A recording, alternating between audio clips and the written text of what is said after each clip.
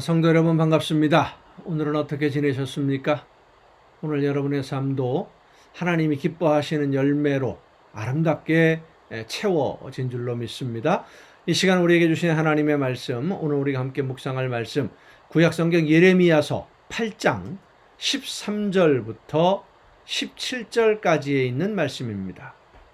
예레미야서 8장 13절부터 17절까지 말씀 봉독합니다.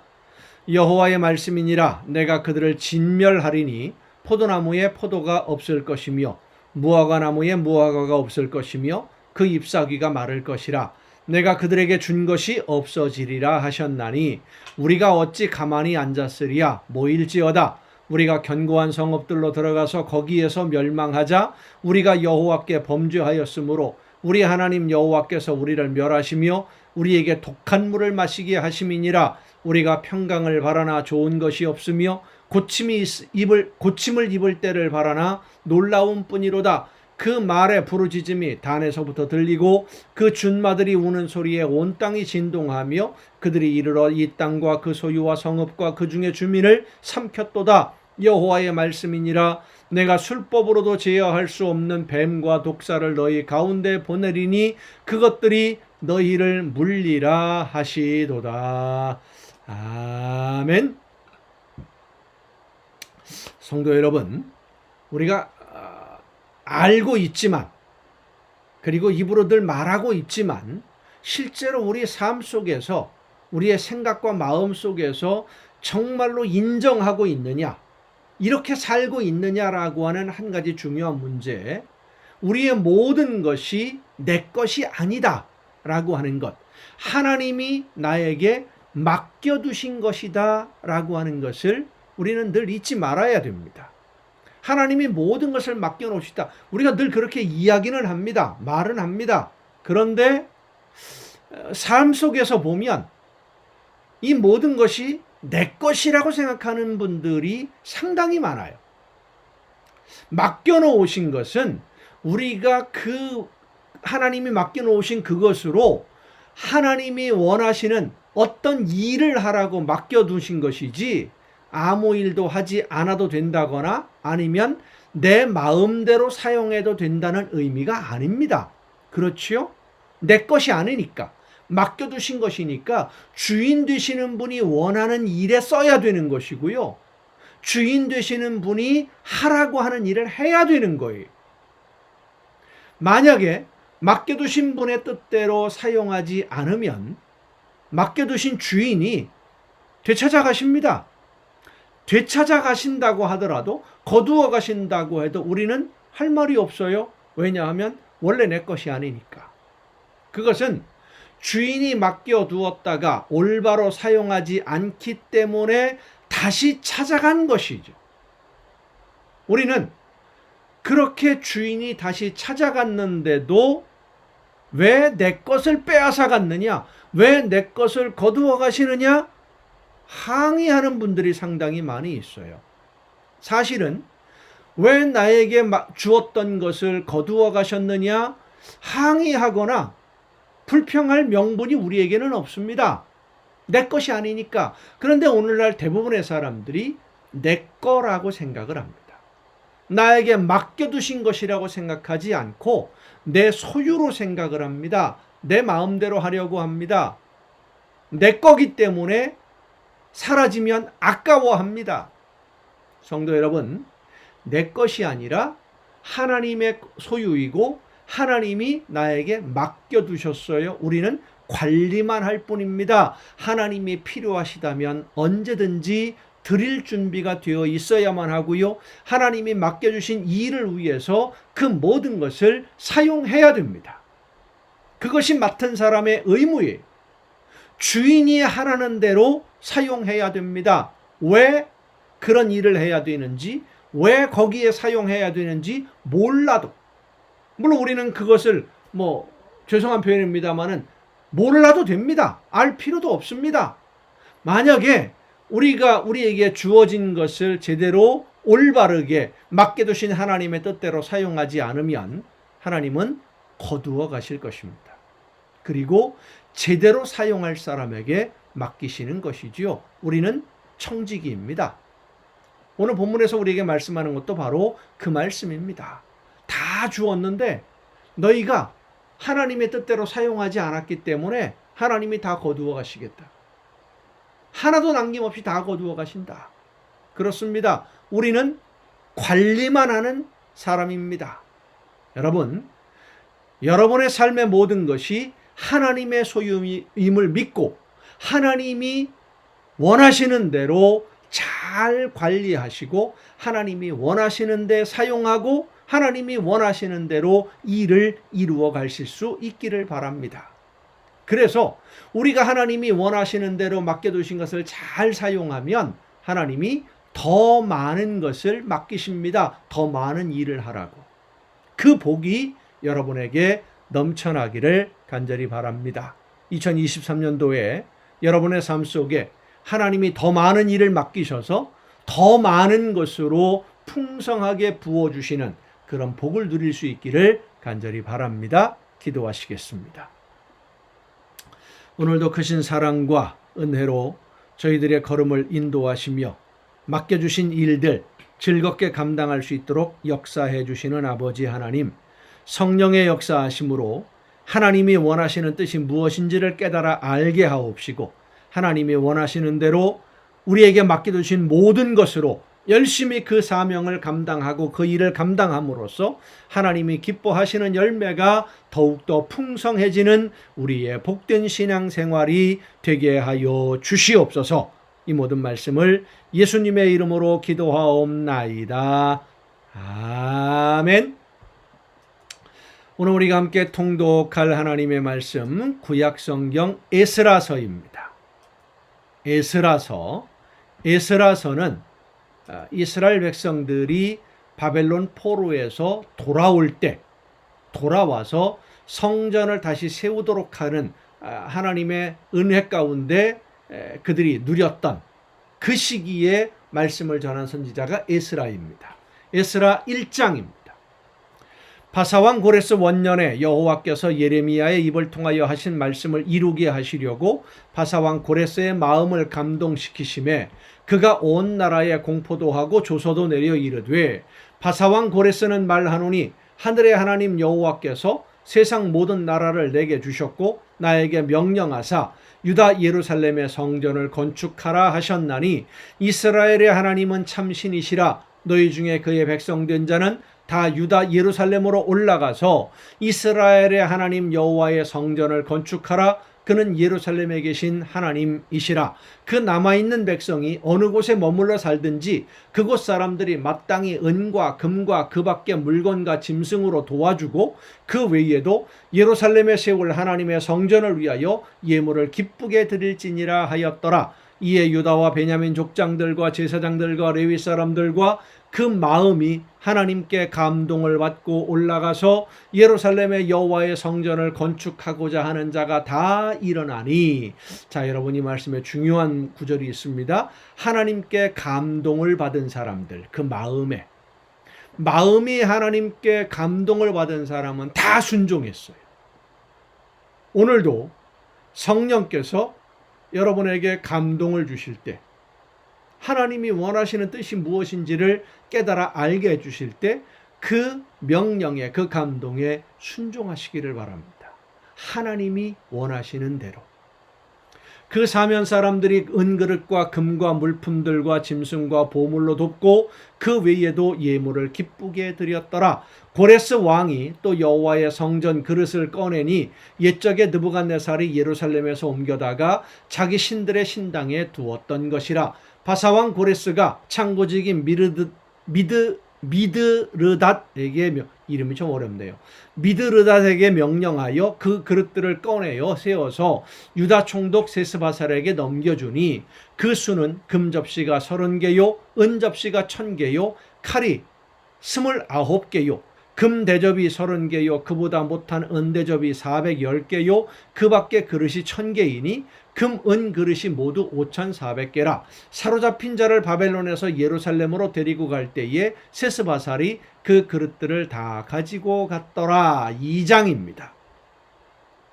옛적에 바벨론 왕 느부갓네살에게 사로잡혀 바벨론으로 갔던 자들의 자손들 중에서 노임을 받고 예루살렘과 유다도로 돌아와 각기 각자의 성읍으로 돌아간 자, 곧 스룹바벨과 예수아와 느헤미야와 스라야와 레엘라야와 모르드게와 빌산과 미스발과 비그웨와 르훔과 바나 등과 함께 나온 이스라엘 백성의 명수가 이러하니 바로스 자손이 2172명이요 스바디아 자손이 372명이요 아라 자손이 775명이요 바핫 모압 자손 곧 예수아와 요압 자손이 2812명이요 엘람 자손이 1254명이요 삿두 자손이 945명이요 삭게 자손이 760명이요 바니 자손이 640명이요 부베 자손이 623명이요 아스갓 자손이 1222명이요 아도니감 자손이 666명이요 비그웨 자손이 2056명이요 아딘 자손이 454명이요 아델 자손 곧 히스기야 자손이 98명이요 베세 자손이 323명이요 요라 자손이 112명이요 하숨 자손이 223명이요 깃발 자손이 95명이요 베들레헴 사람이 123명이요 느드바 사람이 56명이요 아나돗 사람이 128명이요 아스마웻 자손이 42명이요 기랴다림과 그비라와 부에롯 자손이 743명이요 라마와 게바 자손이 621명이요 믹마스 사람이 122명이요 베델과 아이 사람이 223명이요 느보 자손이 52명이요 막비스 자손이 156명이요 다른 엘람 자손이 1254명이요 하림 자손이 320명이요 로드와 하딧과 오노 자손이 725명이요 여리고 자손이 345명이요 스니아 자손이 3630명이었더라. 제사장들은 예수아의 집 여다야 자손이 973명이요 임멜 자손이 1052명이요 바스훌 자손이 1247명이요 하림 자손이 1017명이었더라. 레위 자손은 호다위의 자손 곧 예수아와 간미엘 자손이 74명이요 노래하는 자들은 아삽 자손이 128명이요 문지기의 자손들은 살롬과 아델과 달문과 악굽과 하디다와 소베 자손이 모두 139명이었더라. 느디님 사람들은 사하 자손과 하수바 자손과 답바옷 자손과 게로스 자손과 시아하 자손과 바돈 자손과 르바나 자손과 하가바 자손과 악굽 자손과 하갑 자손과 사물레 자손과 하난 자손과 깃들 자손과 가할 자손과 르아야 자손과 르신 자손과 느고다 자손과 갓삼 자손과 우사 자손과 바세아 자손과 베세 자손과 아스나 자손과 무님 자손과 느부심 자손과 박북 자손과 하그바 자손과 할홀 자손과 바슬롯 자손과 무히다 자손과 하르사 자손과 바르고스 자손과 시스라 자손과 데마 자손과 느사야 자손과 하디바 자손이었더라. 솔로몬의 신하의 자손은 소대 자손과 하소베렛 자손과 부르다 자손과 야알라 자손과 다르곤 자손과 깃델 자손과 스바디아 자손과 하딜 자손과 모게렛 하스바임 자손과 아미 자손이니 모든 느디님 사람과 솔로몬의 신하의 자손이 392명이었더라. 델멜라와 델하르사와 그룹과 앗단과 암멜에서 올라온 자가 있으니 그들의 조상의 가문과 선조가 이스라엘에 속하였는지는 밝힐 수 없었더라. 그러니까 파사제국에서 바빌론 포로로 끌려갔던 사람들이 돌아올 때에 같이 온 사람들이 있었는데 이스라엘 자손인지 아닌지 모르는 사람들도 섞여 있었다라는 얘기죠. 그들은 들라야 자손과 도비야 자손과 느고다 자손이라 모두 652명이요 제사장 중에는 하바야 자손과 학고스 자손과 바르실레 자손이니 바르실레는 길르앗 사람 바르실레의 딸 중에 한 사람을 아내로 삼고 바르실레의 이름을 따른 자라. 이 사람들은 계보 중에서 자기 이름을 찾아도 얻지 못하므로 그들을 부정하게 여겨 제사장의 직분을 행하지 못하게 하고 방백이 그들에게 명령하여 우림과 둠빔을 가진 제사장, 대제사장입니다. 제사장이 일어나기 전에는 지성물을 먹지 말라 하였느니라. 온 회중의 합계가 42,300 60명이요. 그 외에 남종과 여종이 7,337명이요. 노래하는 남녀가 200명이요. 말이 736이요. 노새가 245요. 낙타가 435요. 나귀가 6,720이었더라. 어떤 족장들이 예루살렘에 있는 여호와의 성전터에 이르러 하나님의 전을 그곳에 다시 건축하려고 예물을 기쁘게 드리되 힘 잘하는 대로 공사하는 금고에 드리니 금이 6만 1,000다리기요 은이 5천만에요. 제사장이 오리 100벌이었더라. 이에 제사장들과 레위 사람들과 백성 몇과 노래하는 자들과 문지기들과 느디님 사람들이 각자의 성읍에 살았고 이스라엘 무리도 각자의 성읍에 살았더라. 여러분, 이 이스라엘 백성들이 고향으로 돌아올 때의 상황을 우리가 단지 그냥 포로였다가 다시 돌아왔다 이렇게 간단하게 생각할 수가 없는 문제가 예루살렘이 폐허가 되어 있습니다. 먹고 살 만한 그 삶의 기반이 아무것도 없는 거예요. 그런데 수십 년 동안 포로 생활을 하면서 거기에 정착해 있던 사람들이 그 모든 삶의 터전을 버리고 다시 예루살렘으로 오는 겁니다. 목숨 걸고 오는 겁니다. 쉽지 않은 여정이었죠. 그런데 그 마음에 감동된 사람들이 전부 다 올라온 게 아닙니다. 마음에 감동되어서 순종하는 사람들이 예루살렘으로 올라왔어요. 그리고 그들을 통해서 하나님의 놀라운 역사가 이루어집니다. 오늘 성령께서 감동하실 때에 순종하는 일꾼들을 통해서 하나님이 또한 역사해 주시는 줄로 믿습니다. 3장입니다. 이스라엘 자손이 각자의 성읍에 살았더니 7째 달에 이르러 일제히 예루살렘에 모인지라. 요사닥의 아들 예수아와 그의 형제 제사장들과 스알디엘의 아들 수룹바벨과 그의 형제들이 다 일어나 이스라엘 하나님의 제단을 만들고 하나님의 사람 모세의 율법에 기록한 대로 번제를 그 위에서 드리려 할세.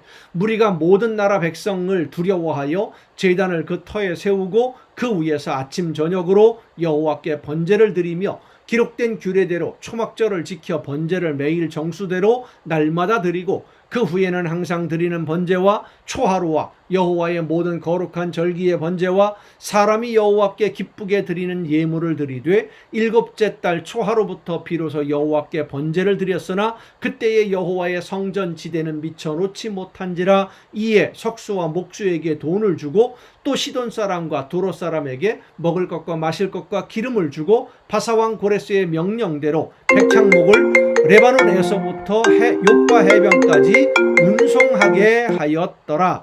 예루살렘에 있는 하나님의 성전에 이른 지 2년 둘째 달에 스알디엘의 아들 수룹바벨과 요사닥의 아들 예수아와 다른 형제 제사장들과 레위 사람들과 무릇 사로잡혔다가 예루살렘에 돌아온 자들이 공사를 시작하고 20세 이상의 레위 사람들을 세워 여호와의 성전 공사를 감독하게 하매 이에 예수아와 그의 아들들과 그의 형제들과 간미엘과 그의 아들들과 유다 자손과 헤나다 자손과 그의 형제 레위 사람들이 일제히 일어나 하나님의 성전 일꾼들을 감독하니라. 자, 이 에스라 3장에도 보면 성전 터를 세우기 전에 이제 제단을 쌓고 하나님께 제물을 드리는데 주변에 있는 다른 나라들을 두려워했다 그랬습니다. 왜냐하면 거기 살던 다른 사람들이 이미 있거든요. 근데 그들을 무시하고 성전을 다시 세운다라고 하는 것은 그들이 섬기는 신들을 무시하고 하나님의 성전을 다시 세우는 거예요. 심각한 분쟁이 일어날 수 있는 그런 일이었죠. 그래서 분쟁이 일어났고 갈등이 생겨서 사마리아와 갈등이 생긴 겁니다.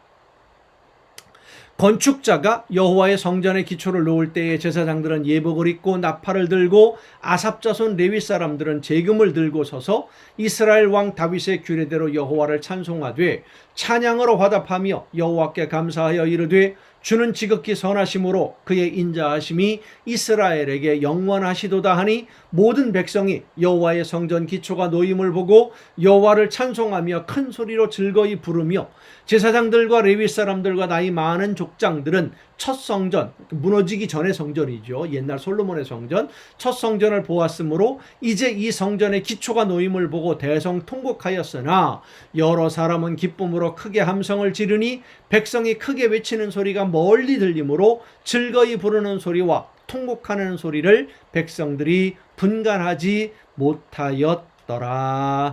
아멘. 포로에서 돌아오는, 포로에서 해방되는 정도가 아니라 이 이스라엘 백성들이 바벨론에서 돌아올 때는 정말로 목숨의 위협을 느끼면서 그러나 하나님이 나를 통해서 이 역사를 이루신다라고 하는 감동을 받은 사람들이 순종함으로 예루살렘 성전을 재건하는 일에 동참을 하게 됩니다. 하나님의 역사는 성령의 감동하심에 순종하는 자녀들을 통해서 오늘도 이루어지는 줄로 믿습니다. 여러분이 그 일꾼, 그 주인공이 되시기를 간절히 바랍니다. 오늘도 여러분 수고 많으셨습니다. 내일 또 정한 이 시간에 이 가정 예배를 통해서 여러분 모두 함께 만날 수 있기를 바랍니다. 내일 뵙겠습니다.